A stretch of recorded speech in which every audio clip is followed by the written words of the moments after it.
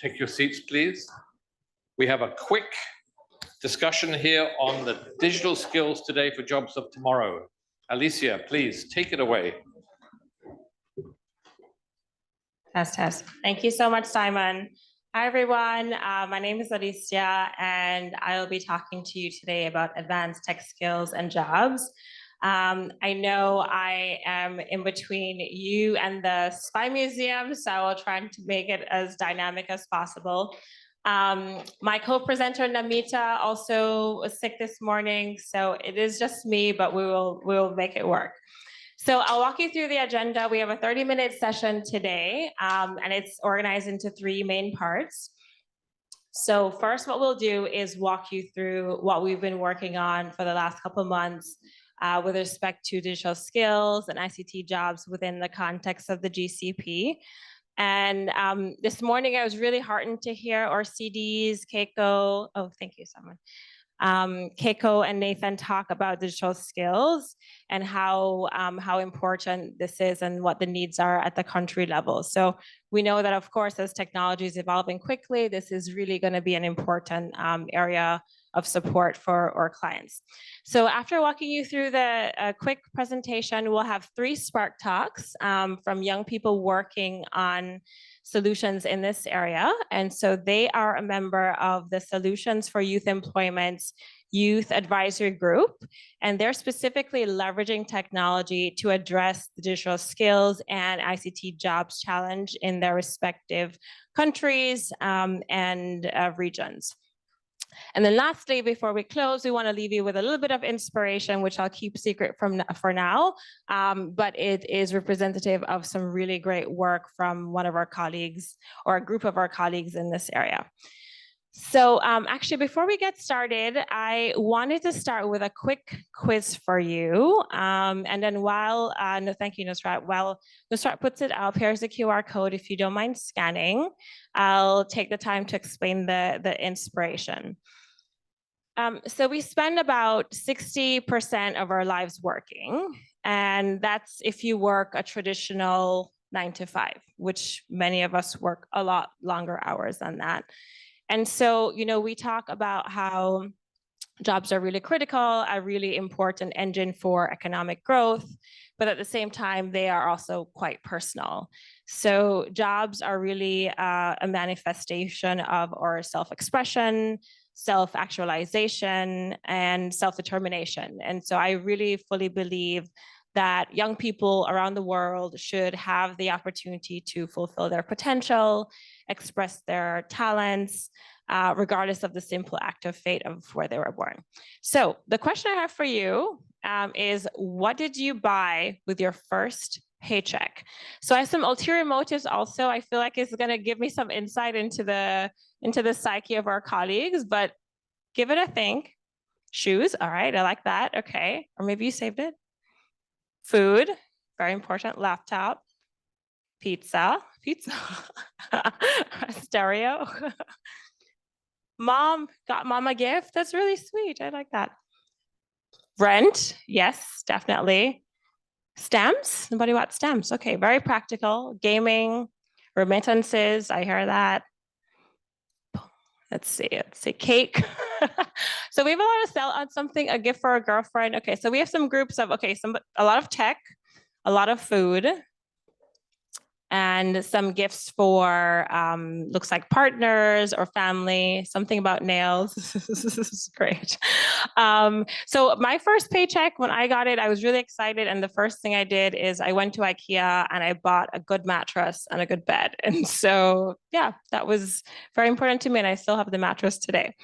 And so, yeah, I think I just wanted to give you a, really tap into this idea of, our jobs as a form of self-expression, as a pathway to fulfilling our potential, but also acquiring things that we need as well. So to set the stage, I want to transition into the framing and give you a sense of more of the technical approach that we've been developing under the GCP. And 2 points I'd like to make first is, one, this was based on reviewing available data as well as all the evidence with respect to what we see as promising approaches and what we know about what works in this space. And secondly, even though I'm up here today, I'm representing a vast group of colleagues who we all collaborated very closely. So colleagues from the jobs group, education, FCI, IFC, DEC, gender group, and many more.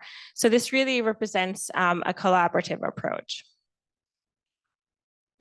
So before we jump in, I want to highlight these challenges, and these are not going to be new to any of you, but just to really zoom in on a couple. So of course, we know it's very obvious that technology is changing the way we work, and of course, changing the skills that are needed to thrive in the digital economy.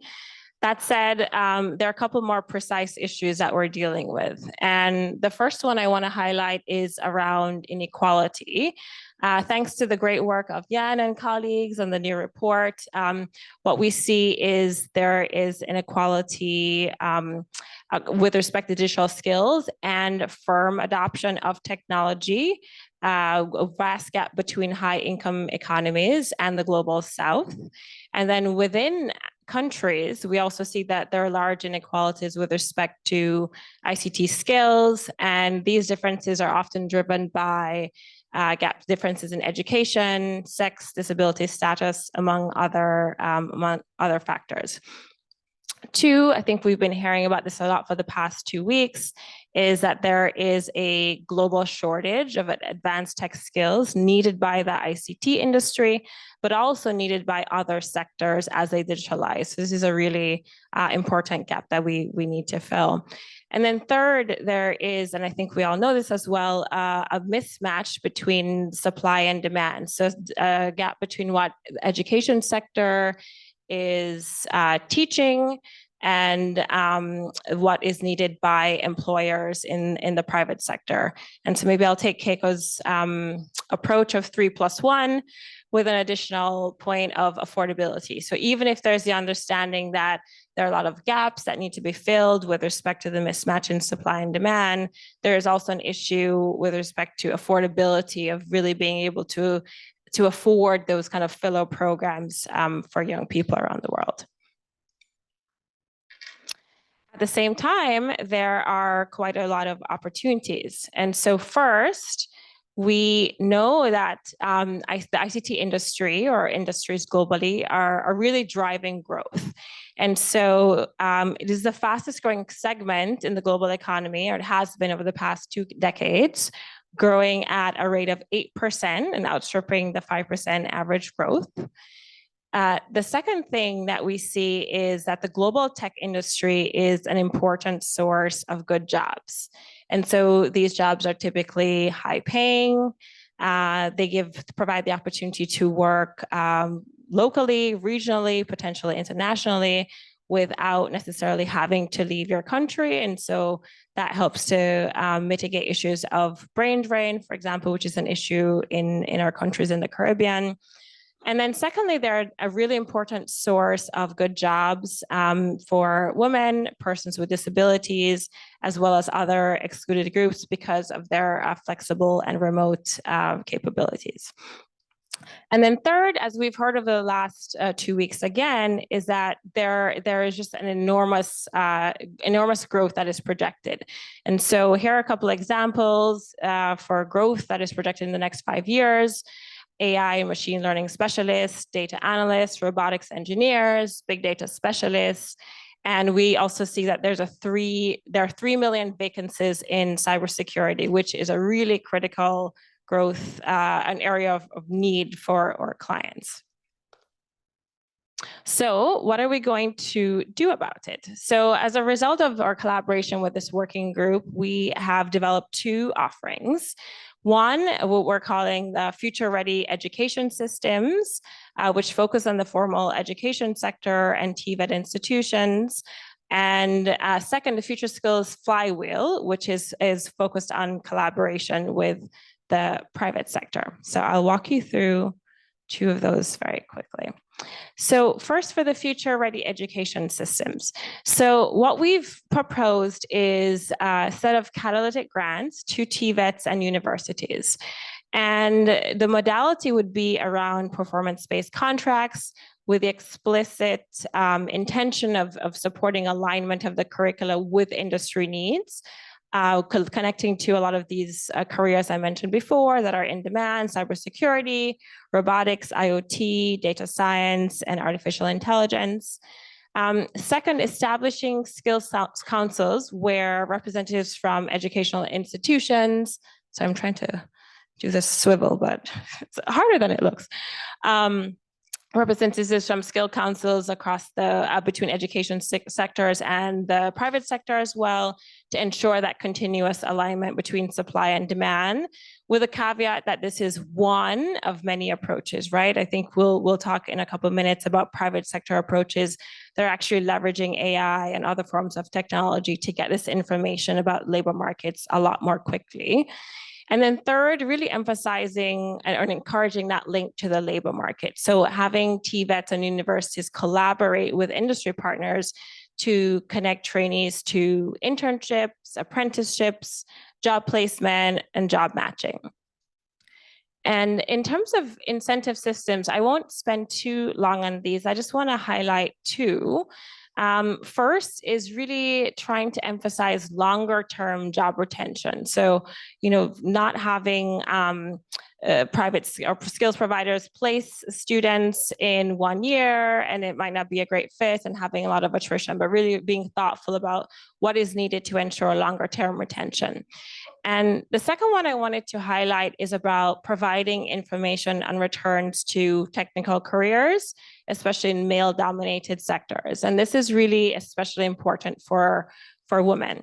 And this comes from experimental research from the Gender Innovation Lab, where they found that a really inexpensive intervention in terms of providing information about the returns to different kinds of careers really helped to influence job trajectories. And so, for example, if a young woman was considering a career in services and a group of mentors or trainers said, well, if you pursue a role as an IoT engineer, perhaps you could make 3 times as much. And that just giving that information has been really influential in encouraging them to cross over.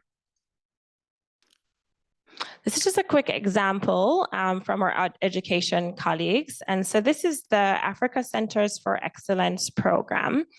And so the ACES is set up in a similar way where they are leveraging performance-based grants, scholarships, matching grants, as well as really making sure that there's a connection to industry and boosting advanced skills in alignment with industry needs. So if we look at the numbers, we see that the ACES have enrolled over 2,000 students in PhD programs, 8,000 in master's programs, but only 5,000 have participated in sector relevant internships. And so while this is promising, obviously getting a PhD is quite a long process, and the program is also quite new. So we'll be continually watching this space to see what the other connections are that they're able to make once the trainees have completed their program. So the second approach I wanted to highlight today is our Future Skills Flywheel. And so you'll see something pretty similar in terms of catalytic grants to private sector digital skills providers, and thinking again about performance-based incentives, whether with local, regional, or international providers, and again, emphasizing and encouraging that link to the labor market in the form of internships, apprenticeships, job matching, and job placement. The second innovation is around a funding pool to cover scholarships, cover grants, and what we can call wage support for the trainees. And so essentially this could either go directly to the trainees to support them, or to the employers to cover the first year of employment. And then the third point I wanted to make is really about the incentive system. So what you see here is incentives grouped in 2 areas.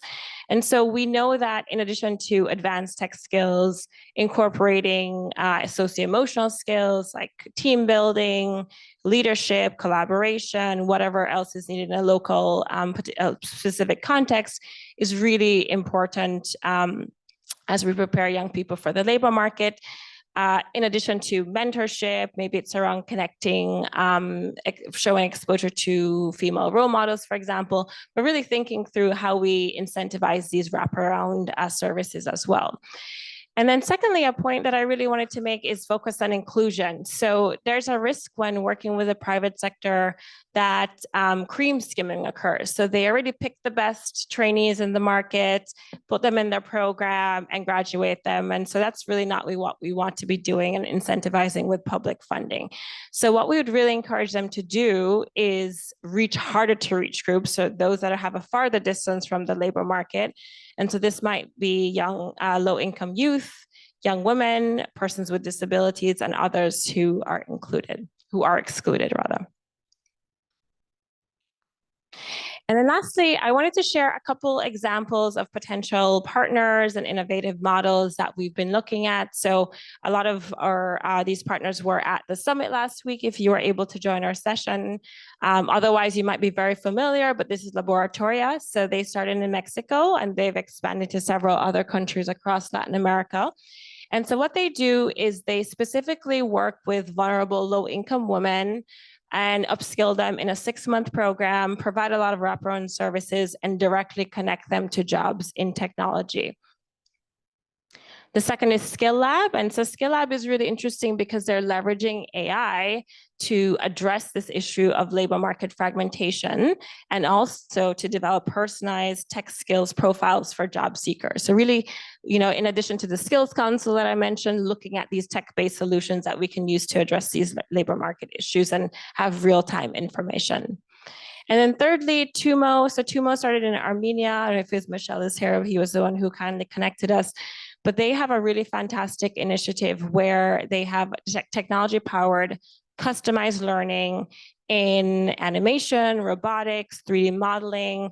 But they also are looking to develop well-rounded young people. So they also have programs in filmmaking, drawing, photography, and the goal is really to expand programs like this to beyond ECA to other parts of the world. So that is it for me for this first part of the segment. What I wanted to do now is transition to our Spark Talks.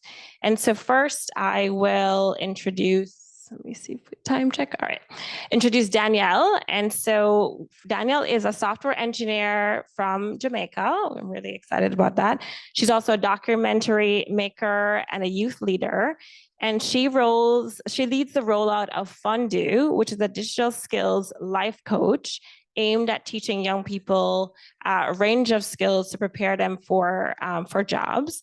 She also sits on Jamaica's Digital Transformation Advisory Council and the National Artificial Intelligence Task Force, both of which evaluate the skills needed for the future of work.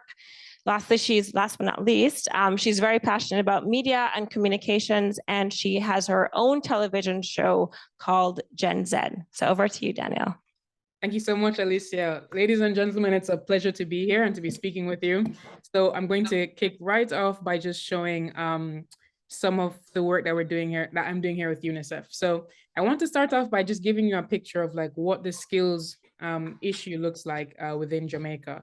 And to that extent, we have the World Bank Jamaica Jobs Diagnostic Study, which will be released soon, as well as UNICEF has done, our own research in looking into that issue, and in particular, hearing from young people themselves what issues they see, So I brought it up on screen. Some of the findings from the World Bank Jamaica Jobs Diagnostic were: 1, skills mismatch.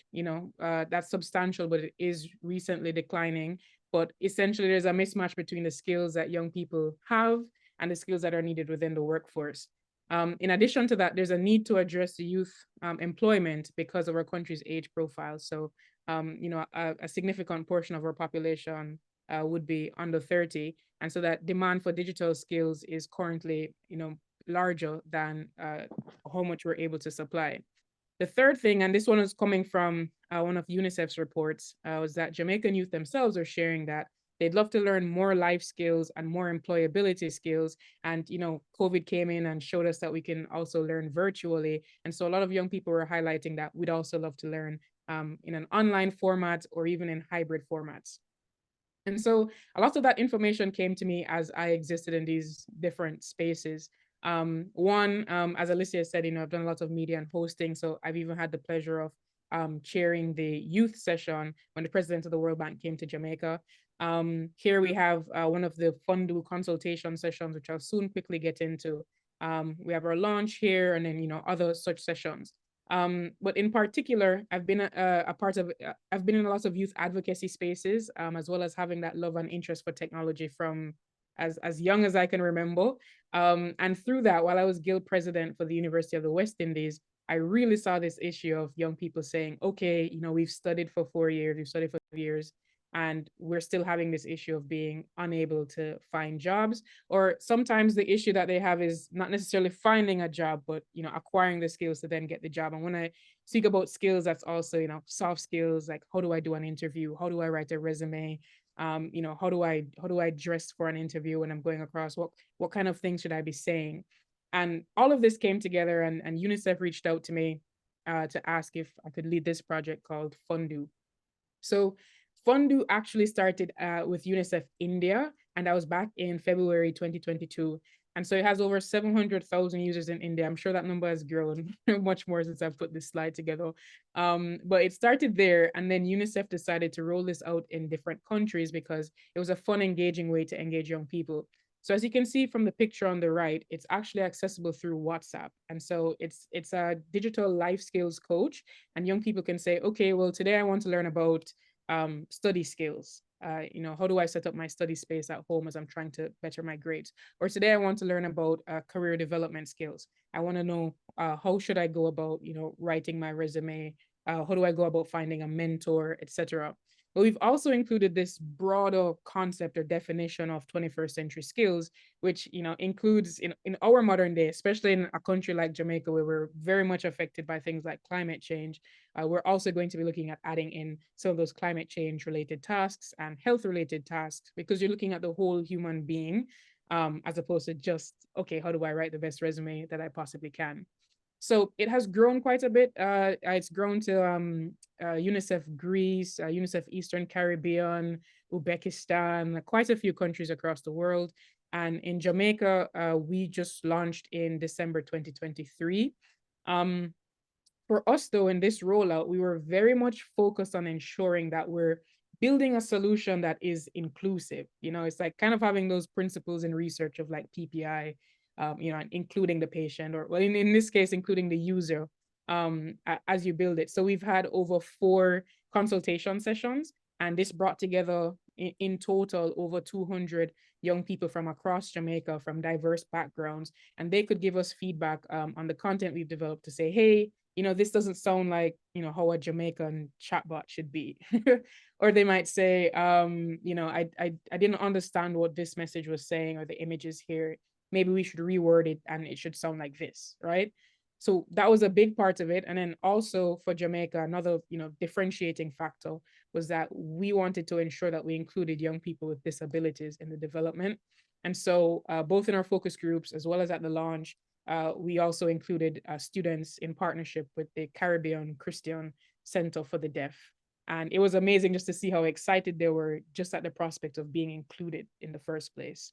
So that youth engagement has been crucial to building this out.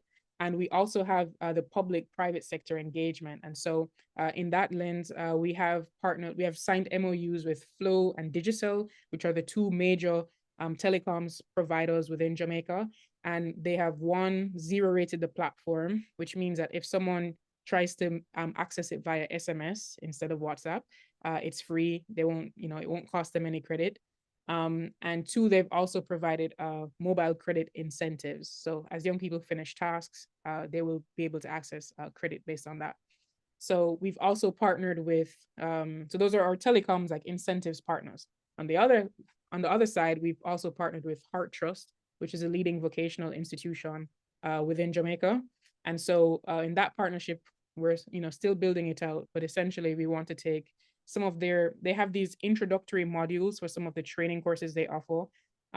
So they call it try a skill. So they have different skills they'll teach, like bartending, hairdressing, like the whole works, robotics, etc.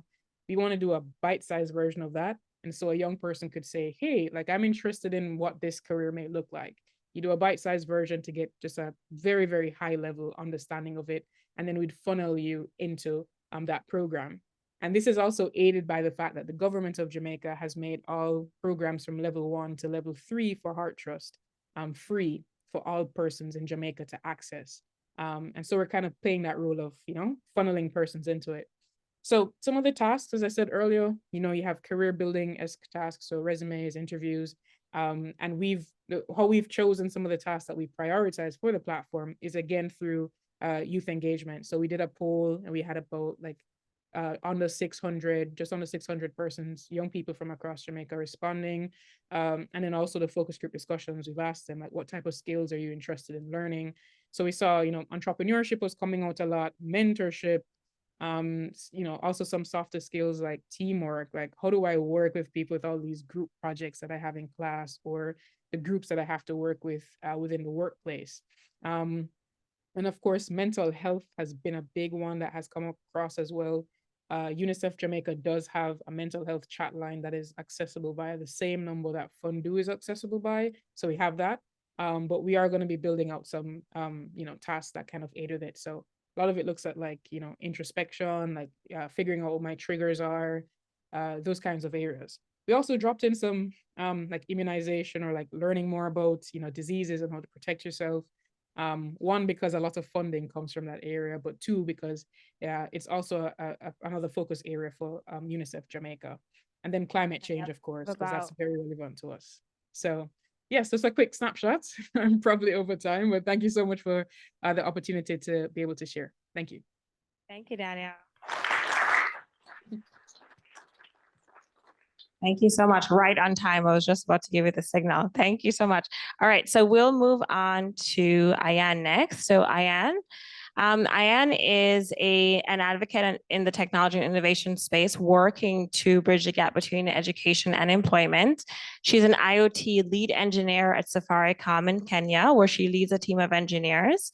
And she's also CEO of TechNair Digital Academy, which provides training on emerging technologies, mentorship from industry experts, role-based training, and links to job opportunities. And so far, she's upskilled over 10,000 students in our program. So over to you, Ayan.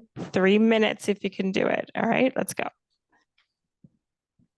Hello, my name is Ayan. I am an IoT engineer focused on building smart utilities. I deal majorly with both hardware and software. That's my normal job. We build smart utilities such as smart KPLC meters, that is power meters. We also build smart water meters. We've built so many other cool stuff like tracking for LPG gases, gas tanks, etc. So I'll talk a bit about myself. I'm the founder of TechNair School. TechNair School is a school that is meant to bridge the gap between when you are finished with university to the state of employment. Now, this is a personal challenge I and my friends faced. And over the last couple of years, before I actually got this job, we tarmacked for quite some time where we were job searching, we were applying for this or that or this role. And to be honest, we didn't have so much guidance and so much mentorship towards where we were headed to. All we knew is that we had graduated computer science and wanted to get into the tech space. So with that being said, we did a lot of interviews, of which personally, I personally failed most of the interviews, and it's because I was not skilled enough for the entry-level job. And that is a very big disconnect between the graduates who graduate university or graduates who are ready to join the actual industry as a competent and upskilled engineer. So with that, we founded TechNair School. TechNair School is ideally meant to bridge that gap, between students and the industry level. And by this, we do a lot of advocating. We have events, we have mentorship sessions, and the mentorship sessions, of course, come in with different parts to it. There are learning clinics, there are career coaching, and so much more. So with Tech New School, we offer a couple of courses based on ICT. Majorly, we offer data science, we have software engineering, we have cybersecurity, we have IoT, and most of all, we also do have role-based learning. So if you wanted to become a DevOps engineer, for example, we'd give you the cloud track. And we'd also mentor you through the whole process of ideally getting to become a cloud engineer. Also, if you wanted to focus on a small part on software engineering, for example, you want to focus on API development, we will have you guided through that process. And so for us, we make sure that our learners have at least identified roles that they would want to take up as they start their career. So that mentorship to take up space in the industry. Secondly, we also deal with immersive boot camps where we put our learners through 12 to 16 weeks of thorough learning, which we ideally take about 2 to 8 hours a day, just teaching them on the micro skills that are needed. And then beyond that, we also have once in a week sessions where we also do have personal branding sessions where we get to see and review their CVs, and their LinkedIn branding. How have you summarized your skills? Are you really putting yourself out here as it should? And we also work with several industry mentors. We have about 380 industry mentors who are there to guide our students. And these industry mentors are people with expertise in their spaces. An example is Rebecca Mbula. She's one of our most brilliant trainers. She is a renowned product manager at Microsoft. And so she's one of the example of trainers and mentors that we've seen previously come in and assist our students.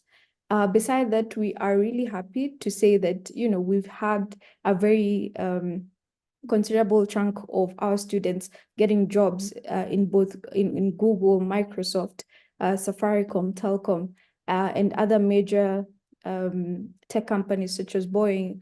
And, there are many more examples. So I would say this program has been quite beneficial.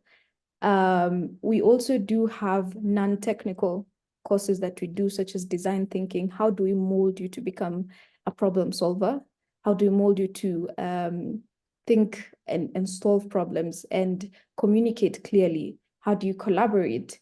How do you bring teams together? And those are quite important skills that are needed out here in the industry.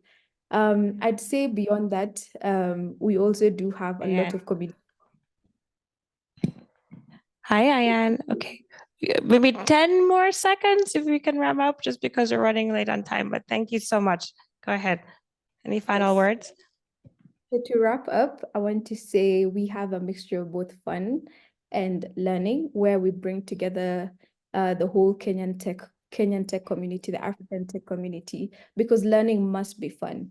So that is it. Techne is a space where innovation happens concurrently with education. Thank you so much, Alicia. Back to you. Thank you so much, Ayan. Very exciting. Appreciate that.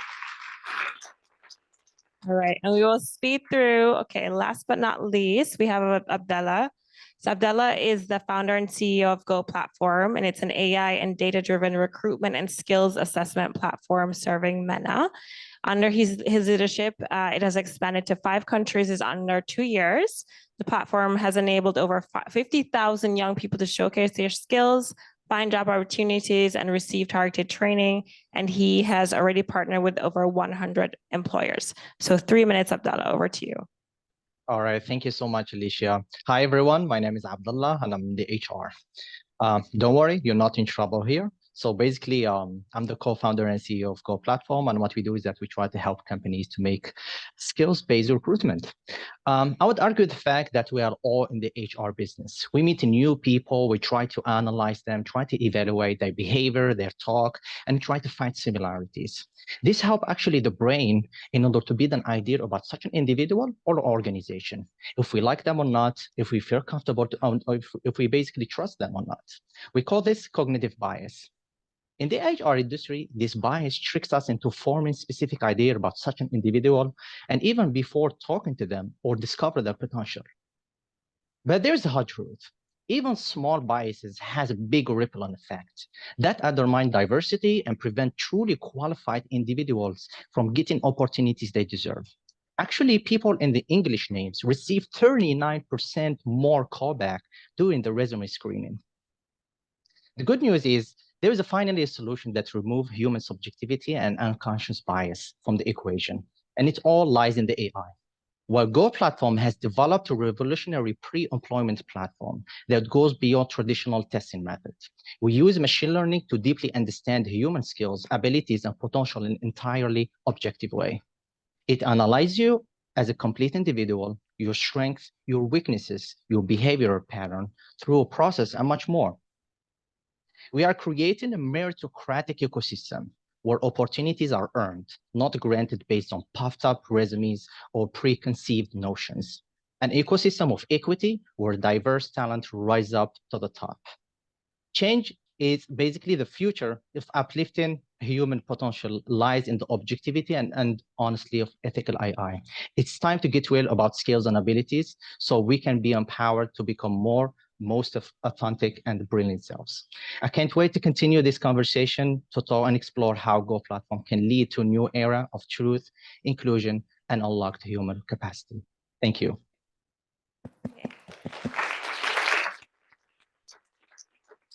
Thank you so much, Abdellah. Thanks to Danielle, Ayan, and Abdellah. If we could just give them all another huge round of applause. Doing really exciting work in this space. And so just to close, I think just a couple quick points before we close. You know, this work builds on the shoulders of a lot of you in this room who have been working on digital skills for several years. And so the idea is really to build on your expertise, to collaborate. Please come to us with feedback. I've already started having discussions with several of you. I don't know if Isabella is still here, but you know, we started talking about what is the contracting modality. And I learned yesterday Luda's favorite phrase is, what are we buying, right? So really getting to the nitty gritty of how we actually do this. And so this is just the beginning of a conversation, a collaboration so that we can have a solution that is really innovative and impactful. And so lastly, we wanted to close with a bit of inspiration. This is a video from the EDGE project in Bangladesh. So shout out to Jerome, Saparna, Vajanti, who's been leading this.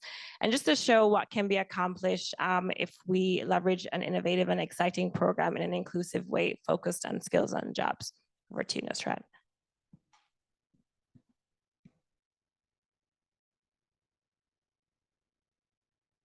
You can take it from the folder, actually.